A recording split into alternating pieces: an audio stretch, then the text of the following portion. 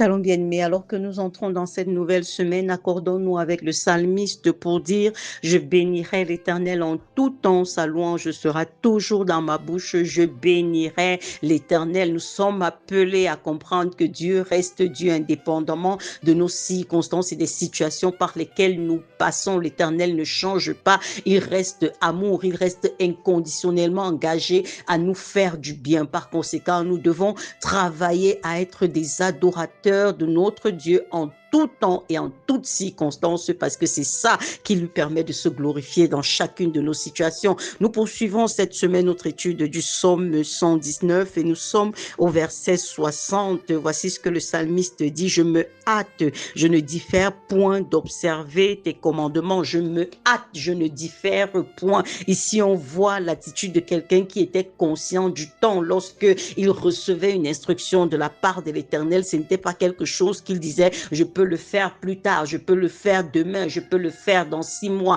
Non, il se hâte et il ne diffère point, il ne remet pas à demain ce qu'il est supposé faire aujourd'hui. Un élément dont nous devons être conscients et qui est vraiment le point commun entre tous ceux qui réussissent, c'est le facteur temps. Bien aimé, le temps qui passe ne revient pas. Nous tous, nous avons 24 heures et chaque minute qui passe raccourcit le temps que tu as accompli à mettre ici sur la terre. Chaque minute qui passe raccourcit le temps qui te reste à mettre ici sur la terre. Tu as une destinée à accomplir, tu as un agenda, tu dois aller jusqu'au bout de l'agenda que Dieu a fixé pour toi, et par conséquent, tu dois être conscient de ce que si tu es quelqu'un qui remet chaque fois à demain les choses que tu sais devoir faire, alors tu ne pourras pas achever ton agenda. Et l'un des modèles, c'est notre Seigneur Jésus ici, naturellement, parce qu'on voit quelqu'un qui était véritablement conscient du temps, n'est-ce pas? On peut voir dans Luc 13, les versets 32 à 33, comment est-ce que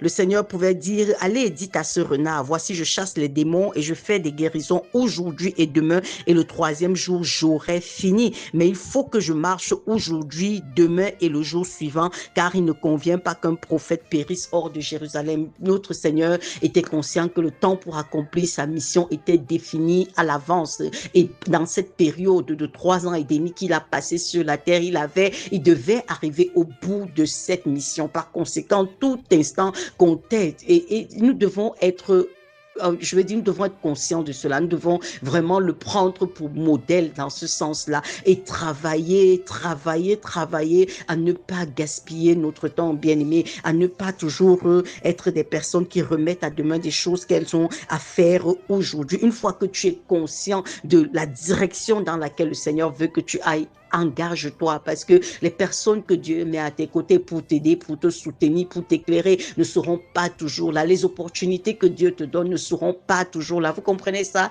La vie a des saisons. Chaque saison a un agenda pour ta vie. Et si pendant la saison où tu dois faire la 6e, toi tu es en train de dormir, tu vas te rendre compte que l'année est terminée et que les autres sont en train d'avancer, mais toi tu n'as pas bougé. Chaque jour qui passe, en te couchant, tu dois pouvoir te demander: en quoi est-ce que j'ai atteint les objectifs que je me suis fixés sous la direction du Saint-Esprit aujourd'hui? En quoi est-ce que j'ai évolué? En quoi est-ce que je me suis rendu utile? En quoi est-ce que j'ai grandi dans la connaissance de mon Dieu? En quoi est-ce que j'ai grandi dans la connaissance du domaine dans lequel le Seigneur m'a placé? Vous comprenez ça? Tu ne dois pas te lever, te coucher, avoir le sentiment que non, aujourd'hui est ce qui sera demain. Non, c'est pas comme ça que ça se passe, n'est-ce pas? Et le malin en est vraiment conscient. Vous vous souvenez une fois, lorsque Jésus était dans l'accomplissement de sa mission, il a rencontré des personnes possédées des démons, et les démons ont commencé à crier: est-ce que tu es venu nous chasser avant le temps? Est-ce que tu es venu nous tourmenter? Ils ont utilisé le terme tourmenter. Est-ce que tu es venu nous tourmenter avant notre temps? Ça veut dire que le diable sait qu'il y a un temps pour la fin, il y a un temps où il sera jugé, il y a un temps où il sera jeté dans les temps de feu. C'est pour ça que vous voyez la vitesse avec laquelle le monde tourne. C'est parce qu'il comprend que son temps est limité, et par conséquent, il a la responsabilité d'emmener le plus grand nombre avec lui dans le feu de la géhenne avant que son temps n'arrive. Vous comprenez ça? Mais c'est nous qui sommes des enfants de Dieu qui semblons ne pas être conscients de combien le temps est important et est utile. Non, nous devons travailler vraiment à capitaliser notre temps, bien-aimé. Chaque jour, tu dois te rendre compte que Dieu a un agenda agenda pour moi en cette saison?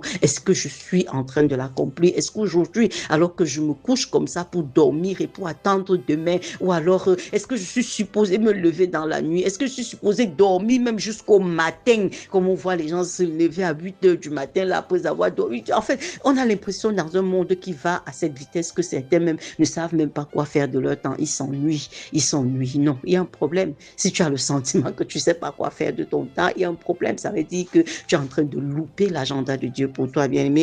Et donc, c'est un élément fondamental sur lequel nous devons nous attarder, n'est-ce pas? Nous devons travailler à vraiment maximiser, à être sûr que nous avançons au rythme du Seigneur. Seigneur, qu'est-ce que tu as comme agenda pour moi en cette saison? Qu'est-ce que tu as planifié pour moi en cette saison? Père, voici une journée qui commence. Je ne veux pas gaspiller mon temps ce jour. S'il te plaît, Saint-Esprit de Dieu, oriente-moi et dirige-moi. Je refuse de me laisser aller à la paresse, à la légèreté, à la procrastination. Je veux accomplir ton agenda divin pour moi. Shalom, bien-aimé.